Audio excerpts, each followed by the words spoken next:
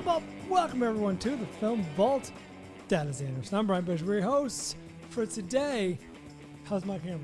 You're very low. You look very low. Because I got the cushions now. You were very kind to give me your cushions.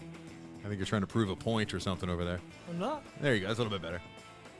Because your head's so big too, so you should, have less headroom. Yeah. But you're so low that and yet here I am. Even with your giant head, you have headroom. You've mentioned the giant head now 3 times in the span. Weirdly, it hasn't changed in that span. I'm too high. I'm gonna be honest. Too high. All right, here we go. I mean, not druggy high. I'm always a little high. Hey, look at me. You high? Well, a little high on life. YOLO. I'm saying. That's right. All right, we got some Flickfessions coming your way. We're going to talk about Amsterdam. Going to talk about the Triangle of Sadness, as well as a listener-assigned film. Is that in our notes? I'm only asking because I don't see it in front of me. Hold on. Oh, Brian. Do I have it? Did you see the movie? I mean, for credit to you. I mean, David Gulick. Love David Gulick. Did you say the title of the movie? I did not. I said a film that was assigned to us. To be fair, the title does not stick with you at all. No, I keep forgetting the title, even though that's rare. Usually once I see a movie, like it's stuck in my, it's there. But Over the Edge is not the type of title that sticks with you at all. I had to go back and look many times. Like, what's this fucking movie called? But that said, the movie sticks with you, I would imagine. So we'll talk. I have some things to say about that one. You know what? I have nothing to say about Bray. What's that? Oh, this hurts. This one hurts. I have nothing to say about Amsterdam. Nothing. Nothing. All right, that was quick. Because I'm not one of those Yelp reviewers who goes on and says, you know what? I've never been to this establishment, but...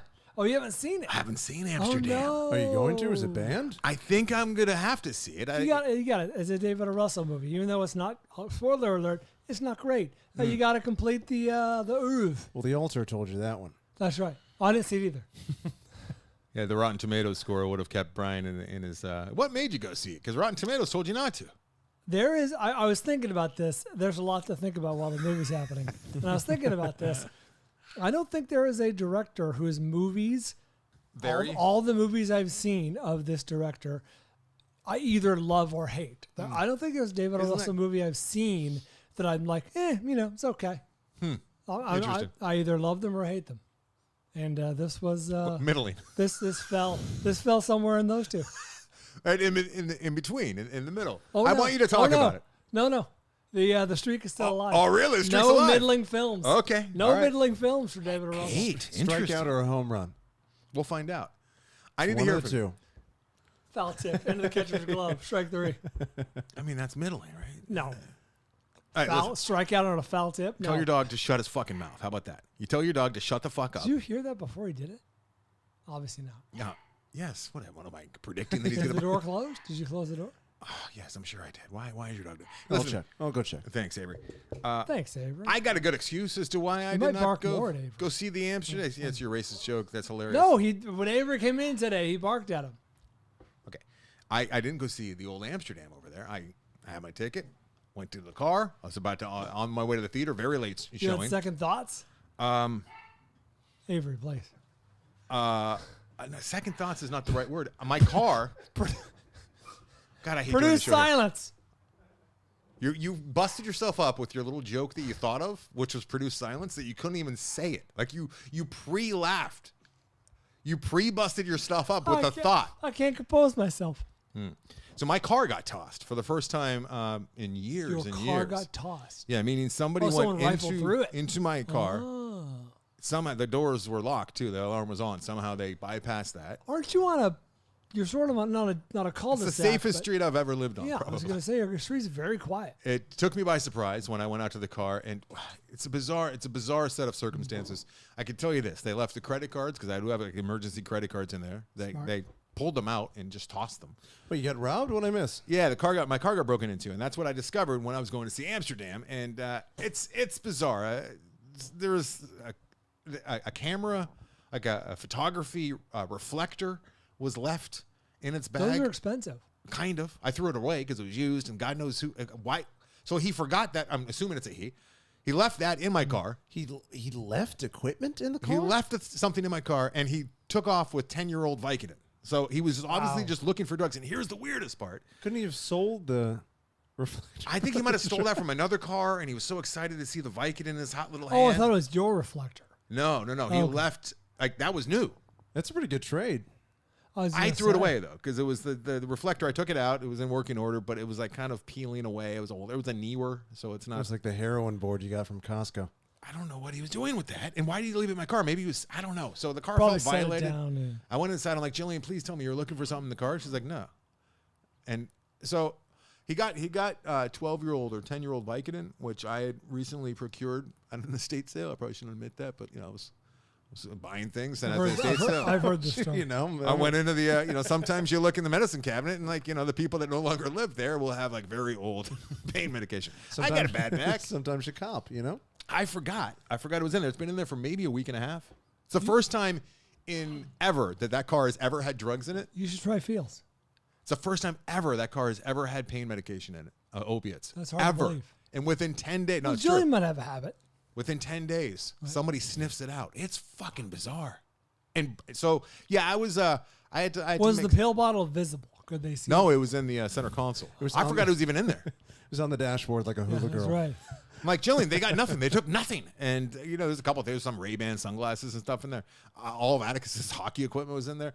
So by the time I got it all sorted out, put everything back, and kind of, I would have been late to the movies. So I'm like, Amsterdam, you're going to have to wait. I'm sorry. I thought about calling cops, but I'm like, what am I going to talk to them about? What's the good? Like my stolen Vicodin that was stolen? That felt weird. I can go blinder. It's a Simpsons reference. When the cops show up to the blind guy's house who has the Simpsons dog and he has marijuana. Hey, Chief, I found some marijuana. Yeah, I could. That's medicinal. I could go blinder. You remember that? That's a good scene. Sounds great. Hey, you're one of those people that puts the spider webs up wrong. Yeah, they're cheap spider webs. No, they're all cheap, but like you got to actually stretch those fuckers No, out. Like yeah. it just I looks didn't like do any of them. it looks like somebody opened up a cheap pillow and just emptied it onto your plants. I don't like that. They're not great. I don't like that. All right, let's get to the show. So you didn't like Amsterdam? You didn't like the idea of going. I actually drove all the way to the theater too, and I'm like, I'm gonna be fucking late. Plus, I'm just gonna be thinking about how my car was violent. It's a weird feeling, and it lasts for like 24 hours or so when you get. Yeah, it's the worst. My car has been rifled through. It's funny because you're like, I think to myself, well, it's my fault for leaving it unlocked. I'm like, no, is it not incorrect to go rifling through someone's car, whether it's locked or not? What's weird is I locked my car. Jillian and I were on our 10-year wedding anniversary date the night before. Thank you. And we got back at a very reasonable hour. Atticus was still awake when we got, you know where we went? We went to Clifton's, fucking tight. Clifton's cafeteria downtown LA. That's the shit with the tiki bar. Finally went upstairs. It was packed with hipsters, so we bailed. But downstairs, I must have felt right at home. Amazing. I'll talk more about all of this on the old after. Like E.T. ride the bar. It's great. It is. It's great. It's like E.T. ride at the bar. It's right. It's amazing. With taxidermy shit everywhere. It's fantastic. Place is great. That's one of my go-tos. Love it. If you're in LA, if you're coming to travel, don't waste too much time on Hollywood Boulevard. You got to do what you got to do, but check out Clifton's.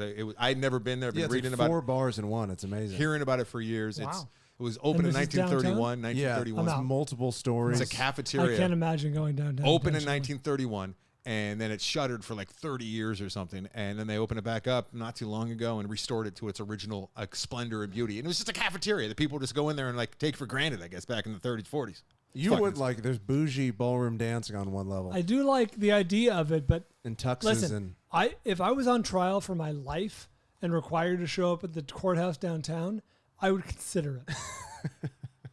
So you're saying you don't like downtown? There's nothing redeemable about downtown. What are you saying this from? Like when's the last time you spent any time downtown? 1999. Are you serious? No, I go downtown every once in a while.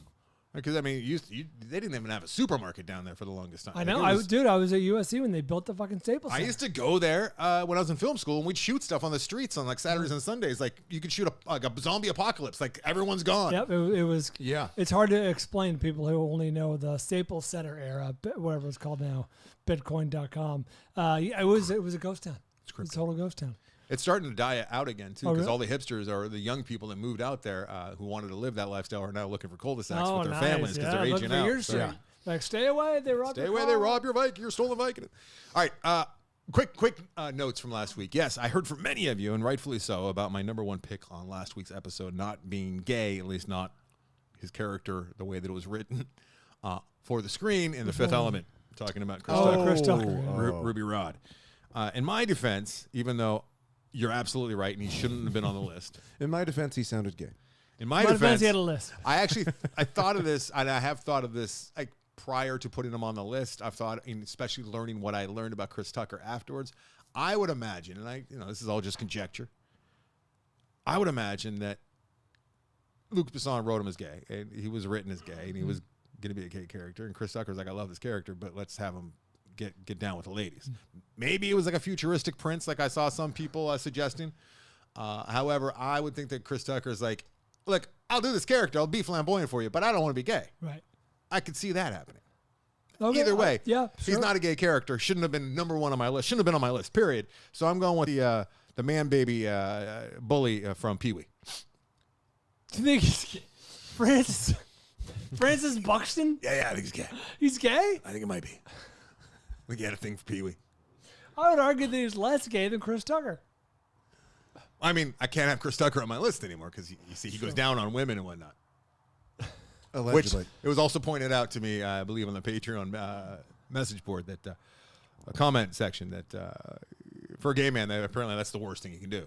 Your least Perform favorite oral? thing is perform oral on the old the lady bits over there. They don't like that. Well, there's a it's lot a- of straight it's men who icky. feel the same way. Yeah. What's that? I feel like there's a lot of shitty straight dudes who feel the same way, though. Yeah, that's true.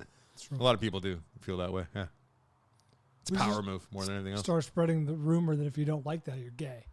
Hey, that's what I did with groupers. The whole message, If the you don't entire like it, you're message gay? was if you call someone else and you're homophobe and you have homophobic tendencies and you call other people gay, chances are you're gay. That's the I whole like that. message there. There's nothing to argue with. I'm going to go home tonight and write the sequel, which is all about, hey, if you don't go down on a lady, you must be gay. Groupers too. Okay, let's What have the people seen, do Andrew? that. Fanfliction, compiled by the Mitch Burns. Ted Peterson on Facebook saw That's not a Hellraiser. real name. It's a fake one. It's a nom de plume, as you like to say. That's right. Saw Hellraiser. I liked it. Thought the Cenobite designs were solid. Pinhead was all right. Just wish they had some new iconic lines. The only lines that were memorable came straight from the original. I also thought it was too clean looking. Didn't have that grimy look the original had. Well, because Grimes. movies don't have to look that way anymore. I get it. I like them when they look like that. Like Funny Pages is a great example. Like they made it look like that on the Super 16 or they shot it on film. Funny It was some kind of film. And back then, like you could see an independent movie from a mile away because you could see that it was an independent movie from a mile away because of the equipment and technology. And nowadays, you can make anything look like it's third generation Spielberg shit Groupers-esque. or Gruber's-esque. Yeah, No, I'm saying that's yeah. I mean, Groupers looked like pinnacle. looked very very nice. It did. It really did.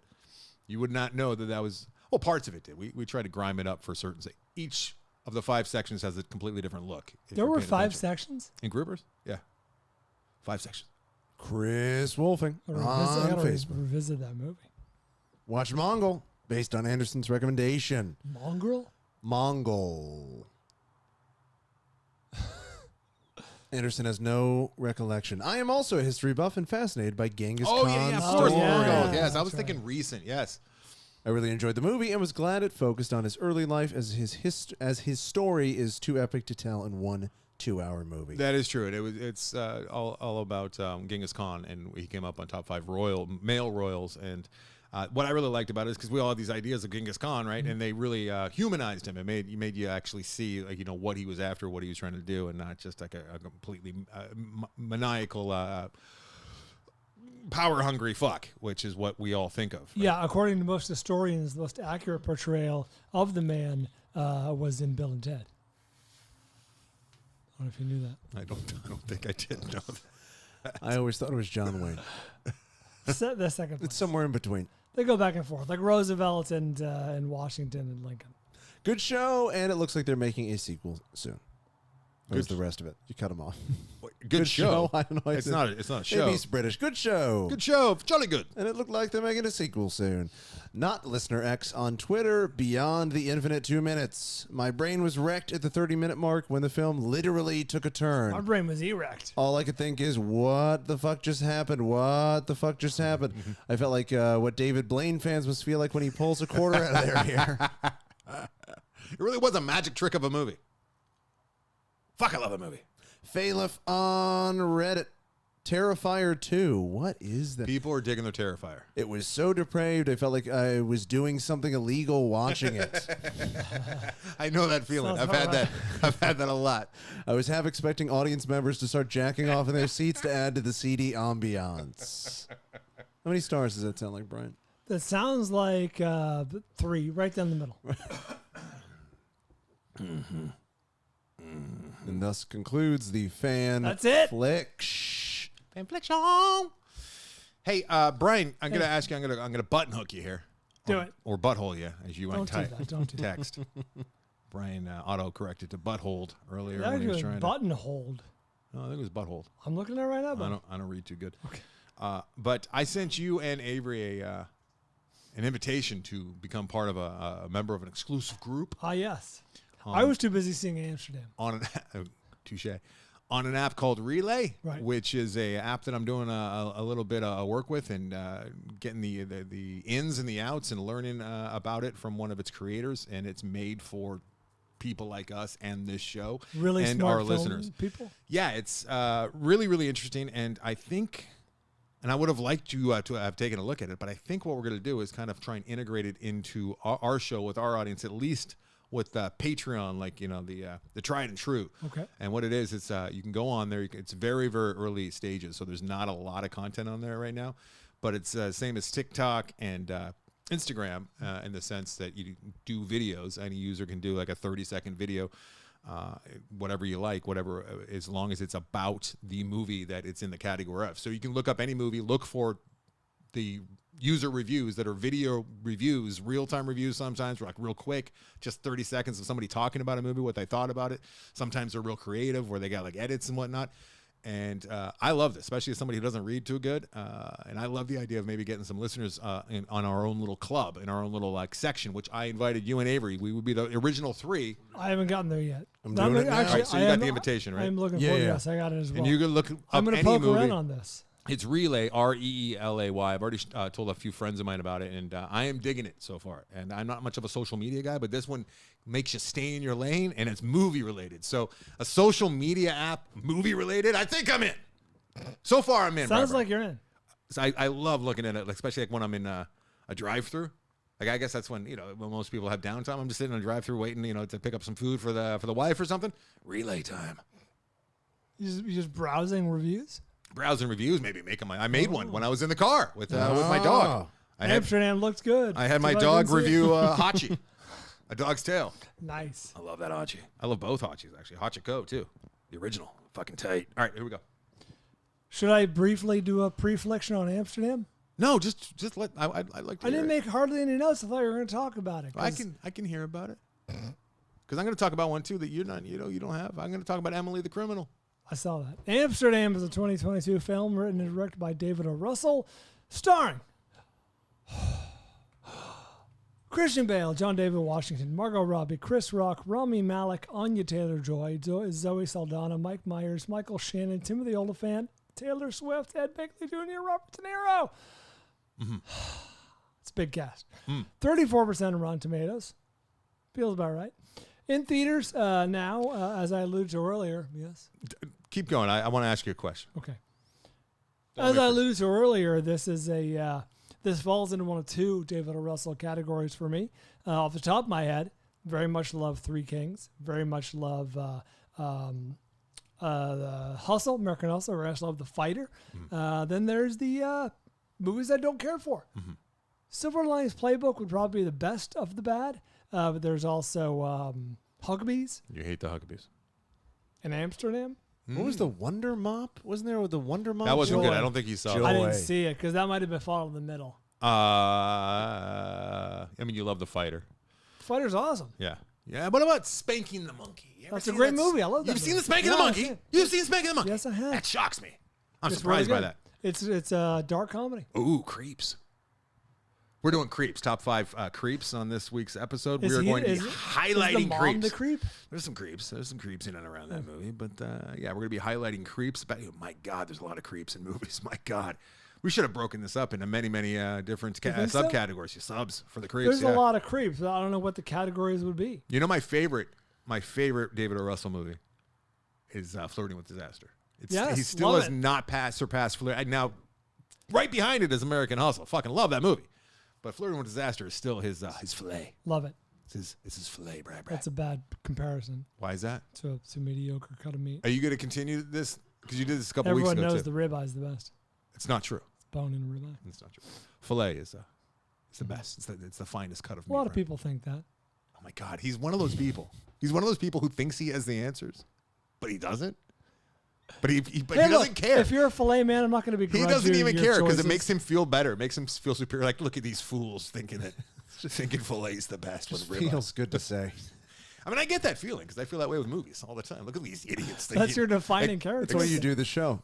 They're all excited about Black Adam. It's like, you fools. I already got my ticket. I saw that. I was forced to see the I bought it trailer. yesterday. Yeah. Forced. Which one though? Is it the Sports, one where I don't know. Is it the one where it gets me? Once it's playoff time, that's the one I Yeah. can't avoid the trailers getting rammed down my eyes. Oh, It the is TV one, spots, He too. did, yeah, and I feel like TV spots are the lowest of the low in terms of the trailer. Dude, when they do like the 15-second ones, you know you're in trouble with the movie is when they do it and they have the release date at the Yeah. top of this on a banner at the top for the entire 15-30 seconds. That's Yeah. usually the sign of a really bad movie.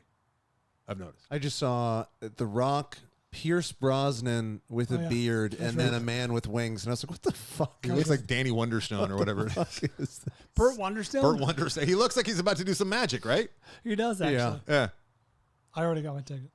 I don't understand why they would end. We see him doing everything, flying through the air, taking out jets, and then like it ends with look, Catching he- rockets. He caught a rocket and it exploded. He's Not even a Yeah, rocket. It was that's like the a least projectile. impressive thing he did. By far. He's already a superhero in Fast and Furious. Did he need to become one in tights? Can I say though that Please. I am finally at this age understanding the allure of Marvel. I mean, It it's had to taken me happen. this long, but I am on my 4th animated series of Spider-Man, and I gotta tell you, I'm digging it. Yep. I'm watching it with Atticus, and that's what gives me the excuse to watch it because I'm a grown man. You know, I got street cred and whatnot. But I am really watching like all these different takes on the different villains and like different storylines and subplots and the themes, the through lines with Spider-Man and like how he always. I think it's all a metaphor for drugs. I really do. I think that all these creatures and it's all about people transforming I and other see. things. And Spider-Man countless times just says, "I know you're still in there." It's like. I It's know an you're all intervention. strung out on speed, but I know you're still, you're still you. You Sure. just got to get off the speed. It's good shit. Is my window open? Oh. My neighbor's going to fear that I'm having an intervention. They're gonna fear that you got a friend who loves Marvel. That should be the biggest concern. That's the real concern. You let him in your house. I'm looking forward to going dare back you. and watching at least the Spideys, even the Toby Spideys. Once I think it's a Really? little older. Oh yeah, I'm a Spidey guy. All right. I have Gio to blame for all of this. He's the one who forced the first one on us, and we became addicted. Now we can't get enough. Okay, So that was Amsterdam. tell me about it. Who was wasted the most completely? Oh, Chris Rock by far. Chris Rock has a very. I mean, everyone has a small part in this movie. Like it's an ensemble cast. No one's aside from Christian Bale, John David Washington, and Margot Robbie. No one's on screen for more than 5 minutes total. Yeah, it's a huge cast. Everyone gets their moment. But I saw a 12:30 screening, so I was done by 3 o'clock. I was out of there. Christy asked me at dinner at like 5:30 or 6. How was the movie? What was it about? Couldn't remember. Why? Because there was so much going on. I had forgotten. The plot is so. It's so nothing. This is a almost 2. How long is this movie? Anyone get the total? you can look I it think it's up. like 2:15 I or. think Anderson's going to beat me there. Yeah, I got you, buddy. This is a very long version of Fletch. That's not funny. 2 hours, 14 minutes. There you go. No. So it's Fletch. No, but how dare you? Fletch had the decency to be short. Is this a COVID movie? Okay. No. Bunch of I mean- people. I don't think so. I mean, I feel like they used a lot of backlot sets because it's set in 1933. Because we saw a COVID movie, Which is what? which is a Triangle of Sadness. Oh, yes. I'm sorry. No, this is not that. Okay. No, this is okay. Well, what's good about this? the characters are colorful and you want more of them. You know what I mean? Like there's enough characters like, oh, I'd like to see more of that person or what's that person's backstory. Unfortunately, the ones they choose to spend time on, Christian Bale, John David Washington, Margot Robbie, they're like this threesome, right? They're like this group of friends who Amsterdam is like not where they met, but where they ended up like spending like, oh my God, this fucking movie. Okay, so they meet in World War One. Christian Bale gets his eye blown up or whatever and gets a glass eye. That's a subplot too. And they end up going to Amsterdam and like living there as a throuple for what feels like years. They all banging? They don't explicitly show that, but it's sort of a bohemian free love, setup with they're all living in like the same studio. But John David Washington and Margot Robbie start to form like a relationship. Christian Bale says, fuck it, I'm out. I'm going back. I was a doctor on Park Avenue. I'm going back to New York. Then Ed Begley Jr., who was a military general, gets murdered. And his daughter, Taylor Swift. What? Where are we in the storyline when this happens? This Are you is giving stuff away? No. I have a hard time. This is the inciting incident. This is the keeping first you act. from spoiling, which is my gig. That's what I do. If you Ed recall. Begley Jr. is right. They're a thing now. He's their military general, and he dies. He gets killed. Is it the end of the movie? Taylor Swift, his daughter, hires these two who are a doctor and a lawyer. They're not private investigators. They're just used to be in his regiment to investigate. They meet a bunch of crazy characters. Did it feel like one of those movies where they're just having fun? A bunch of big actors, big director. Yeah, was it like French Dispatch? What was? No, that's very particular. That's not fair to say that they're just having fun and kind of mailing it in. No, I mean in terms of like a big cast that was sort of wasted. French Dispatch seems like it might have been more fun than this though was. Well, to watch. I'm talking about like to make. Like they got the new Julia yeah. Roberts and George Clooney movie, and every time we pass a bus shelter that has a poster of it in there, what are the main issues? My wife asks me very seriously. We never talk about movies, but she goes, "Why did they do that? Why would Julia Roberts and George Clooney make that movie?" I'm like, "They're on vacation. They made a bunch of money. They probably had a great time. They're probably going to make money on the back end, and they just spent a bunch of time over there. And that's what she's like. Yeah, but don't they have enough money? Like they're going to have this in their legacy. I'm like, yeah, but people will like. This is not that. One of the problems with this movie, one of the many problems, is that it's very siloed. Like Michael Shannon and Mike Myers play like intelligence officers, and they're in no scenes with, let's say, the Taylor Swift, or you know what I mean? Like Taylor Swift has her own storyline. Rami Malek and Anya Taylor-Joy have their own storyline.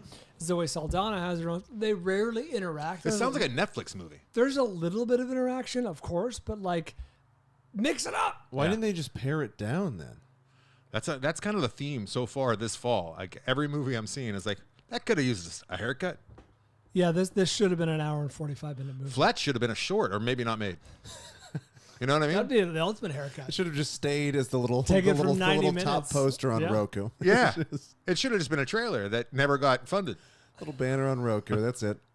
This movie fancies itself kind of Coen Brothers-esque, like not wacky like Wes Anderson, not quirky, but wacky. Like it's fucking Christian Bale's eye is always falling out. He's always putting it back in. It's looking the wrong way. Pretty good. But it sounds good. Christian Bale funny? Was he pulling off the humor?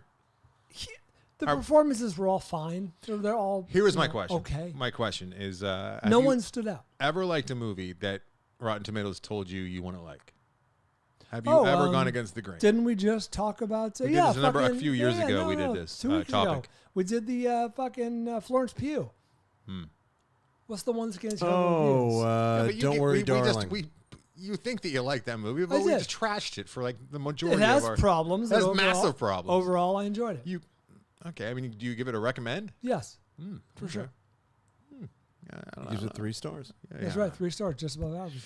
All right, let's take a quick little. How do you do? How do you do? How do you do? Talk a little bit about the feels. How do you do? And how it's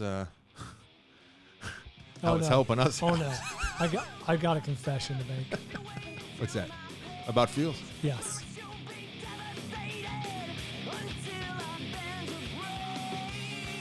Oh no. What's that, Brian? Feels. What's this? This is hard. This is hard to articulate. Everything's hard for me to articulate, but this especially. I hate to laugh, but that was a funny joke. That was well done, brother.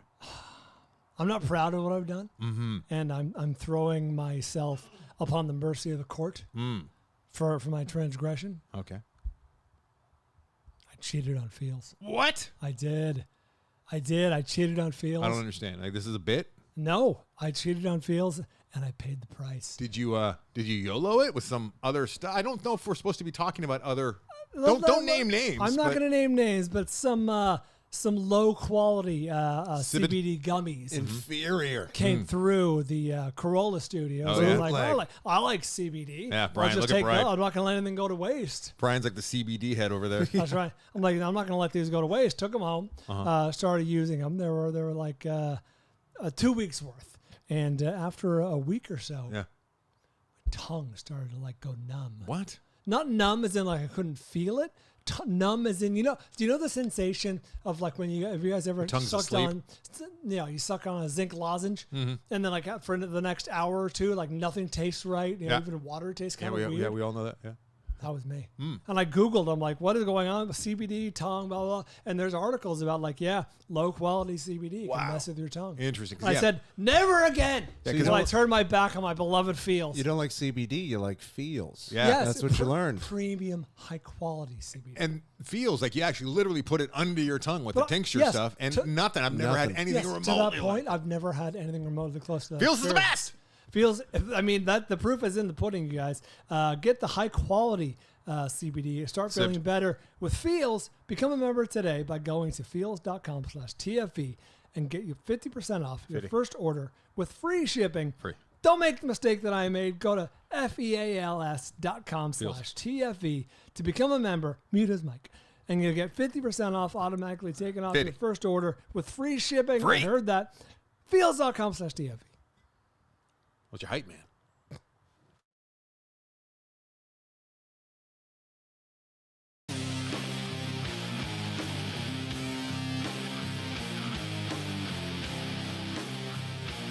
We'll find it.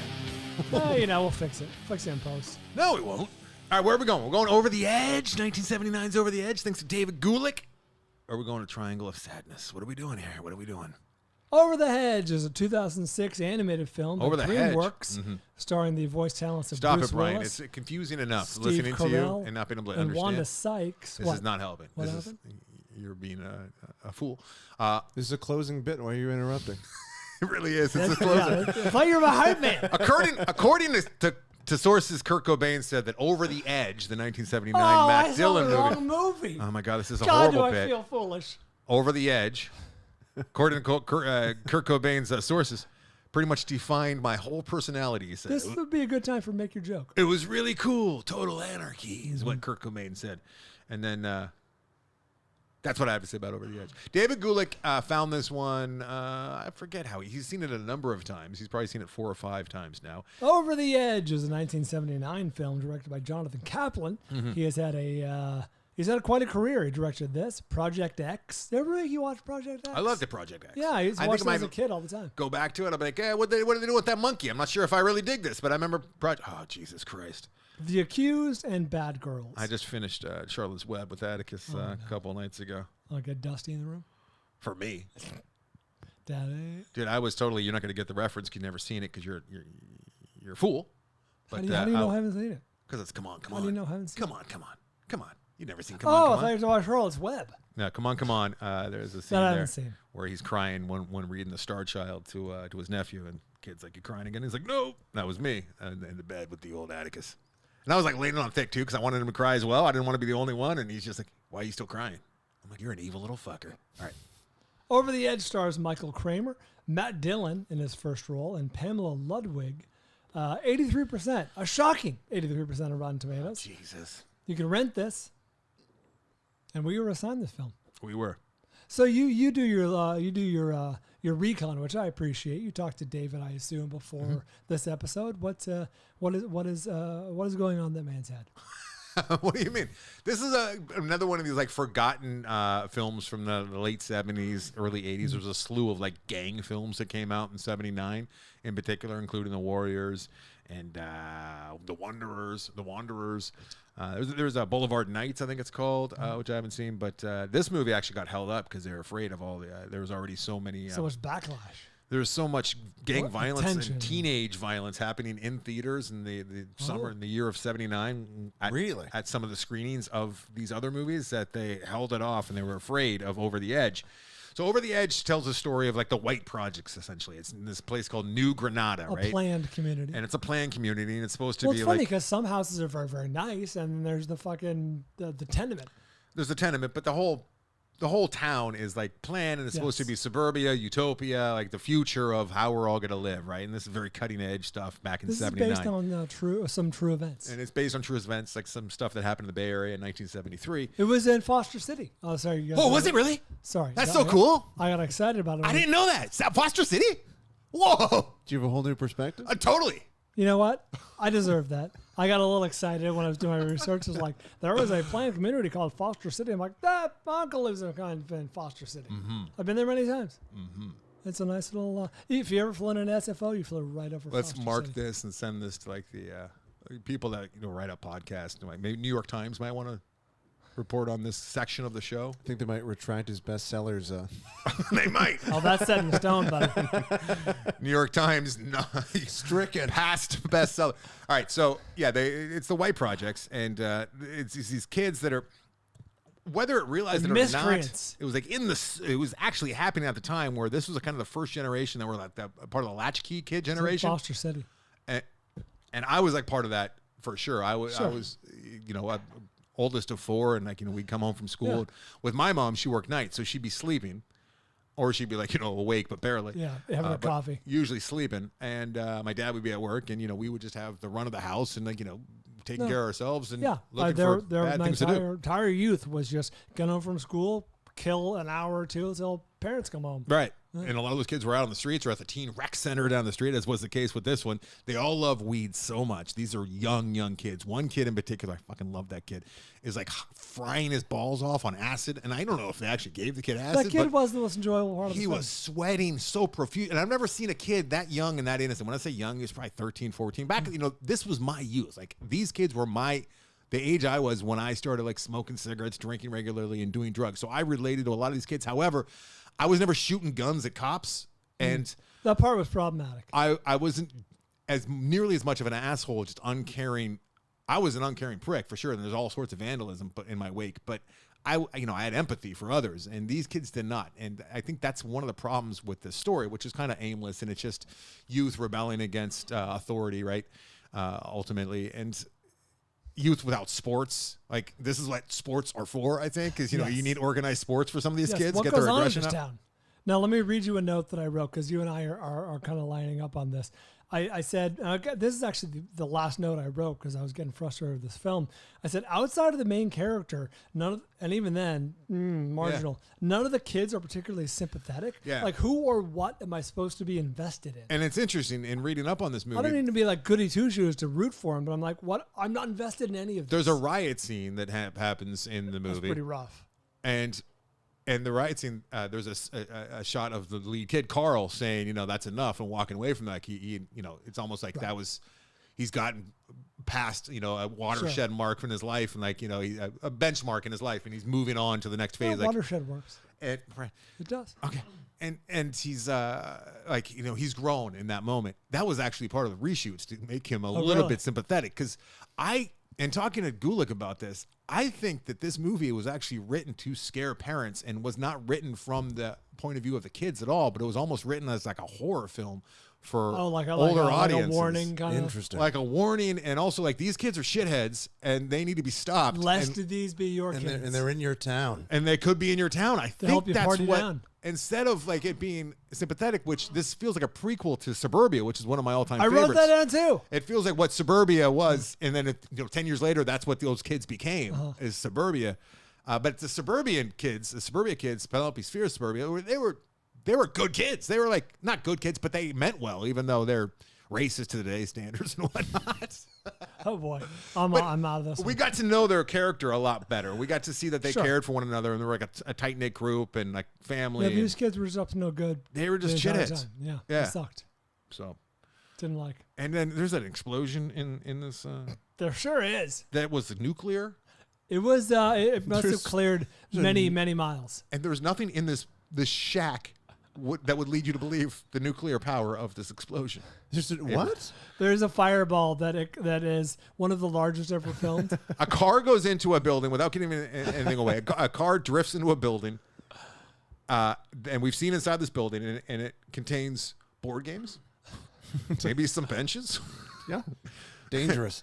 And it goes up. Maybe there's some marbles in there. There might be some marbles. You think there might be marbles in there? Probably some cleaning supplies. Cleaning supplies, perhaps. Mainly just benches and chairs. Difficult to justify the nuclear level explosion that is seen from space. The actual perspective shot. It was huge. Are you sure this didn't inspire? This was Cobain that was inspired, not Michael Bay. Maybe he liked. Maybe Michael he liked Cobain. that. Kurt Cobain. Back to Kurt Cobain. He said that "Smells Like Teen Spirit" would not exist without this movie. Yeah, the music video. So, I like this one. As a cinephile, as a film lover, and seeing what one thing led to another. But I do think this was made by conservatives. I read up on the director a little bit, and he's from England, and maybe he enjoyed making a movie about American youth gone wrong. But you're absolutely right. That was my problem. None of them were sympathetic. But not even sympathetic. Like, what? I'm not invested in any of it. Probably stems from a lack of sympathy. There's so many ways they could have done it because there's a cop shooting involved in this, and there's so many ways they could have had. The cops could have been way shittier. Like, the cops seemed fairly reasonable. Yeah, I mean, he was shitty, but yeah. The car got shot on the highway. Car got shot. A kid at one point is pointing a gun right at him. I mean, there's plenty of things that they could have done to make that. That's why I think the writers. Did you know the gun wasn't loaded? It's like, how the fuck would I know that? I think the writers were more interested in scaring parents about these wild, shitty kids than they were about what can we do about these kids? That actually makes sense in retrospect. Which sucks. But does David genuinely enjoy this? Yeah, I think he likes it. Okay. I mean, it's a movie that he grew up on, and okay, fair. I'm not going to begrudge someone their guilty pleasures. And I like seeing the young Matt Dillon. He was good. Oh, what do I want to say about this? I can't say that. I can't say that about it. Say it. People will know that. And there's a kid in here who's mute, and that was actually a really touching moment where he's talking to a kid and he's tapping on the phone. That was touching. That was nice. And then what's the other star's name? The guy that was he went on to being Alive. The main kid? No, the other kid. The other kid. I only have Michael Kramer, Matt Dillon. Vincent Spano. Vincent Spano is also, he went on to have a pretty big career. Okay. He's the one that originally shoots the cop from the overpass, right? And that was a really real moment too, when those two characters ended up, coming to terms with their relationship. I needed more of that, but mostly it was just told from the kid's point of view, and they were shitty. Yeah. Agreed. I wish I had something else for slurping my coffee. Some other point of view. All right.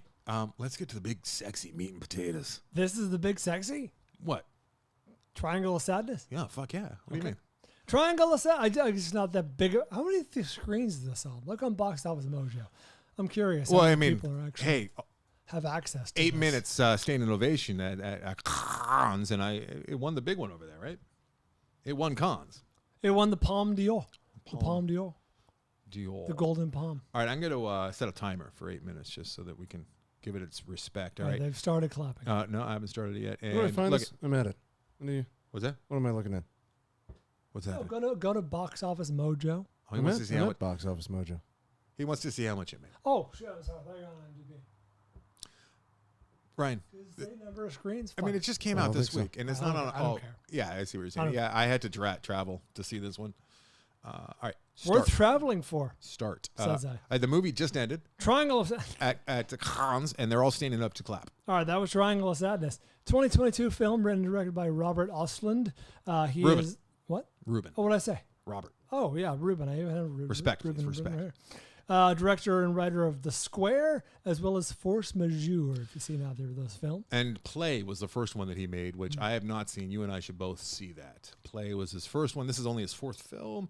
And based on the 3 of 4 that I've seen, I would call him the master of the awkward. I don't know about master of awkward. Well, you know what I mean. He sets up these great awkward situations and uncomfortable moments and sticks with them and sees them through. Like a lot of lesser, feel like writer and directors would just be happy to have that awkward moment, but he kind of revels in it. Yeah, he does. Original title, Sans Filtre, Unfiltered. Mm-hmm. Unfiltered. Harris Dickens.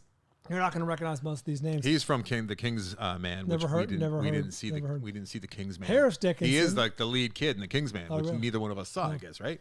It's a pretty prequel to Kingsman. Pretty bad reviews. Rotten Tomatoes told you to stay home. Yeah, totally. Charlie Dean, Dolly DeLeon, Zlako. Is it really his name? Oh, he's fucking Russian. Zlako Brook. Yeah, if you watched Nicholas Winding Refn's The Punisher, the trilogy, you'll recognize him. He's like the lead drug pusher, and he's great. He's and fantastic. Woody Harrelson is also in this. Like Anderson said, won the Palme d'Or. Cannes. Is the applause still happening? Oh yeah, we're not even halfway done. Yeah. Oh my God. Plenty of time. 73% Rotten Tomatoes. This is in theaters now. I'm a little surprised. I don't see how 27% of critics give this a bad review. I think because this is another one that's very self-indulgent and could have used a haircut, a trim, and maybe some of the characters are a little bit too broad. And when you have that much time, and to an extent, you zero in on a few characters, I want to see some more arcs. I want to see a little more. That's interesting. So okay, development. I know you're doing devil's advocate a little bit, but I wrote down and I feel that one of this movie's strengths is it didn't take a lot of lazy swipes. Like you could have made like the rich. So it involves a So let's set up that structure because I want to sell this movie too. I want people to see this movie for the most part. That was one of my few problems with it was the structure. Like I kind of wish it had been a little more straightforward, but whatever. So he also is. I'm quibbling. You say that he's Ruben's the master at the awkward, which I'm trying to think. I know that I got some other examples of like really awkward directors who love that awkward stuff. It opens with an awkward moment. With the check. No, that's not the open. That's after we already see him being a male model and whatnot. So, I'm saying the first like narrative scene. His girlfriend, she's no longer with us. She died? Yeah. Really? She died in New York last year. Oh shit. Yeah. Jesus. So it opens up the first. I didn't even catch the title of the first chapter, but the first chapter is like 45 minutes or so of him, of the lead guy who's a male model and his. I think it's called Carl and Yaya. Carl and Yaya, and Yaya's a influencer, also a model, and the two of them are together. Is it for love or is it for their brand? Is it good for business? And we get to know them a little bit, and I thought we were supposed to like them, but then they get on this yacht, which is the second part, and you're like, oh, they're kind of shitheads too, even. And then it kind of takes off from there, and then the third, you can't even say what the third is, even though they show some of it in the trailer. Yeah, but best they not give stuff to say. away. Things go wrong. This movie was shot months apart, and you can kind of tell too. Yeah, it had a bit of a fractured. Again, I'm quibbling. I enjoyed this movie, and I thought it was very sharp and funny. Oh my God, I was on a semi-packed theater on a Monday at 3:30. Which is a good sign. That raucous laughter. Yeah, people were hysterically laughing. I was a little upset with some of the laughter, especially towards the end, because I felt like the laughter itself was insensitive. The fact that they thought that the scenario was so funny and outlandish made the people laughing that hard, kind of like the people from the boat. You know what I mean? Oh, well, that's an interesting. I want to talk to you about this in a. I do not. In a spoiler for sure. No. Yeah. Are we still clapping? Oh yeah, we're halfway through. We got to the halfway point. Okay. That's an interesting sort of turning the lens on the audience. That's certainly a possibility. Ruben Östlund is a very talented writer and director. I'm very interested in talking to you about this freely. So let's. You must have loved this, given your newfound love of poop humor. Yeah, I was kind of. There's so many things they could have done to those rich people, and with the food poisoning angle, I would have preferred another angle. I think it was seasickness because food poisoning. I'm pretty sure it was supposed to be in. Food poisoning because it was both ends, right? Okay. And that doesn't seasick. You don't get sick. Yeah, no, you just vomit. And there's a real quick throwaway line like, "If she wants us all to swim, the food's gonna go bad down here," which was kind of a male. Yeah, I would have rather some kind of creatures, or bugs or something. A lot of poop. At one point, you see poop actually flying out of a woman's butt. If you're watching closely, yeah. Don't need that. I know. You gotta go back and watch this again. Is that the reason for the ovation? Probably. How far in are we? Those fucks down at Hans fucking love their poop. We got 2.5 minutes left, Brian. So one of the things I was saying was, I don't think the movie took a lot of lazy swipes at the rich elite. Like They could have just shown them being rude to the guests, and that would have sufficed. But they're more kind of that would have been a terrible movie if Yeah. they're just being rude. I know, but I like that they're kind of out of it and Out just of touch.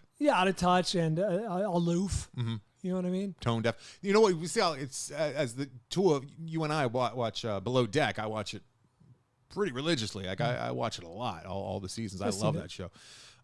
There's a lot of crossover. You're going to recognize a lot of things. This is Below Deck, but like a bigger yacht, but not that much bigger. Like it's maybe 3 times the size of, if you're familiar with Below Deck, about 3 times the size of the crew and the guests. A lot of crossover. Sure. And, it's the haves, the have-nots. It's which bigger. Is There's a whole kitchen staff as opposed to one chef. Right. Well, I mean, look at how many interiors they had. Probably like 10 or 12, and on Below Deck they have like 3 or 4. That's right? a good point. So,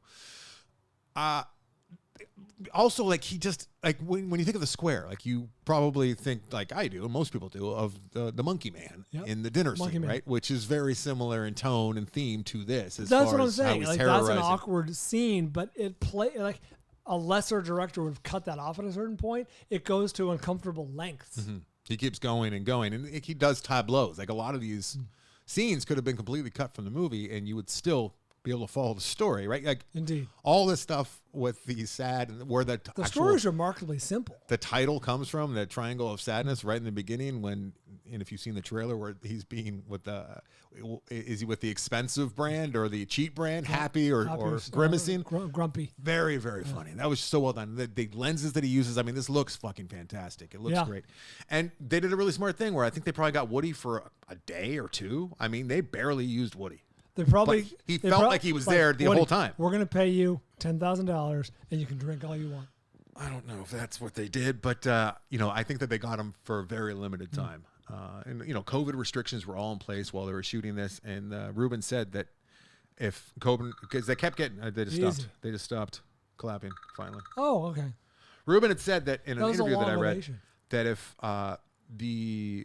because they remember it kept shutting down and opening up and shutting down. Like all the boat stuff was shot in Greece, I think.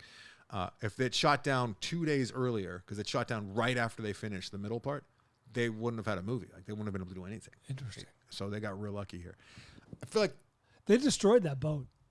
I mean, like on the inside. On the inside, yeah. They that did was bad things to the Onassis. It was like part of the Onassis family Really? owns that boat. Yeah. So I'm wondering.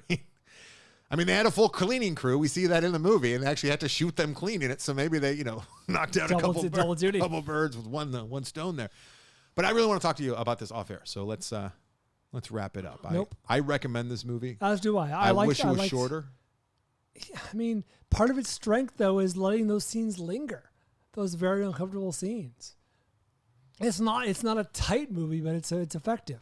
Becomes a little, I'm nitpicking, and this is a solid 3.5, 4-star movie. I can't recommend it to everyone because it is a little bit long. It's dark humor, and this is not casting a wide net. I got friends that I know will love this movie. Yes. I've already told them about it, right? I got a few friends out there that were going to absolutely love this movie, and we've talked about it. I thought of you a lot. Yeah, at times I was thinking this might be one of my favorite movies of the year, but by the time it was done, it was kind of predictable too, where it had to end up. And what did you think about the very end where? That's what we'll talk about in a minute here. So yeah, we'll do a spoiler on this one for sure. It definitely lends itself to spoiler Patreon only, and I will yell at Brian for misunderstanding things in it probably. I doubt it. It's usually how it goes. Yeah. Is that it? I think that's it. You know what it could have used a little bit more of?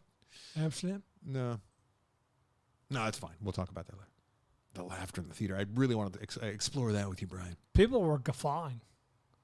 And you know what? Another thing that you got to be careful of if you go see this movie, you might get a little sick because there is a lot of movement, a lot of rocking of the lot camera. of rocking with the camera locked down on the boat, and it's going back and forth. And I felt a little woozy a couple times, but then it went away. But I could see, I'm not that susceptible, so look away if that happens, I guess. But there's and then that coupled with all the vomiting and the Wilken Don, what is it? Welcome and Don, welcome and Don. Then Inden Vilken. There it is. Isn't that it? Wasn't that in the clouds?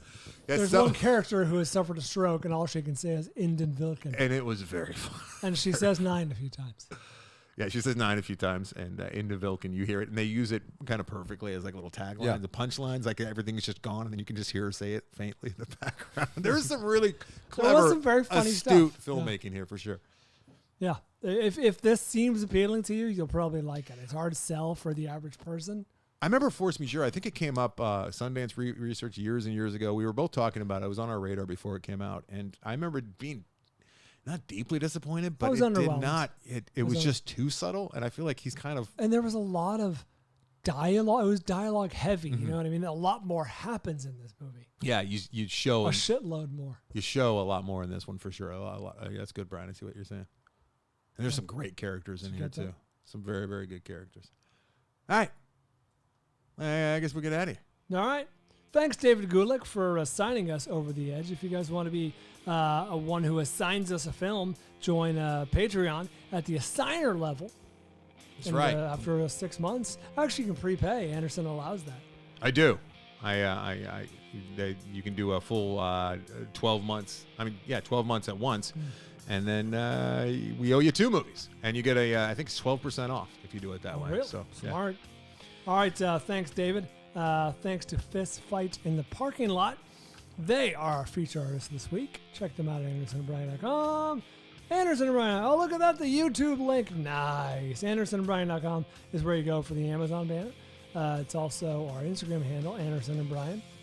The Film Vaults on Facebook and Twitter. The Film Vault Podcast on YouTube. YouTube.com. It's a website where you can watch videos. Check out the Film Vaults over there. We are streaming. Sure we are. Lots of videos over there. And thank you to all of our Patreon listeners, especially David Gulick, also Giovanni, Jordan Wolf, Jordan Montgomery, Mitch Burns, and Mike Cole. Check out Andy's Antiques. What's the latest? What's the latest haul? The latest haul. It's been like a week since we went. We're getting like a really cool, authentic hippie clothes. Oh, people love their hippie prints, like from the 60s and 70s, like authentic, really loud prints. We're starting to find some of those things. It's good stuff. Yeah. Got a bunch of cool Christmas stuff recently because that's coming up. Like authentic stuff from the 60s and 70s, like the real deal stuff. None of this like Target stuff, right? Like the real deal stuff, which is pretty fun. A lot of it's made in Japan. You get the Japan stickers on there, and you know that it's like the real deal stuff from way back in the day. Yeah. Invade the Decade is Avery's podcast. You got any gigs coming up? I'm leaving the country. Oh, that's right. I got nothing. Yes or no question, Avery. No. What is the welcome and date? What did she say? Indervilken. Indervilken. I think that's it. Indervilken, which means into the clouds, right? In the clouds. That'll in the be clouds. That'll be me. Indervilken. You got to just be yelling that over there. Yeah. I think that some people might understand it. At least one. Yeah. They're going to be confused. All right. Until next time. Hey, no. And next week, Brian, you and I will be watching and talking about Villains, the 2019 film. And that's thanks to Stephen Morris. Stephen Morris. I believe it's Stephen Morris. Stephen. Come on, Stephen. I know that's Stephen Morris. Stephen. Villains is the film? Yes. And, he's one of our guys that paid the full year in advance. So what years is a couple of villains here in the world? 2019. I'll double check with Mr. Morris. So yes. This is a streaming on Hulu. How nice. Assuming it's I think it's the most recent villain. So which is the starring Bill Skarsgård. Yeah, Skarsgård. All right. So let's get excited to talk about that. Until next time. All right. I just like it to get to an hour. And we're not quite there. We're contractually obligated to ourselves to get to an hour. How much longer in the song? We got time. I always pick a long one. Smart. If you like this song, which it is great, Truck Fighters, pretty similar. Great band. Wait, I thought this was the feature artist this week. No, it is. Fist Fight in the Parking Lot. But if you like them, you'll like Truck Fighters. Oh, I see. That's good. Yeah, promote of the band. Wood over Van Gogh.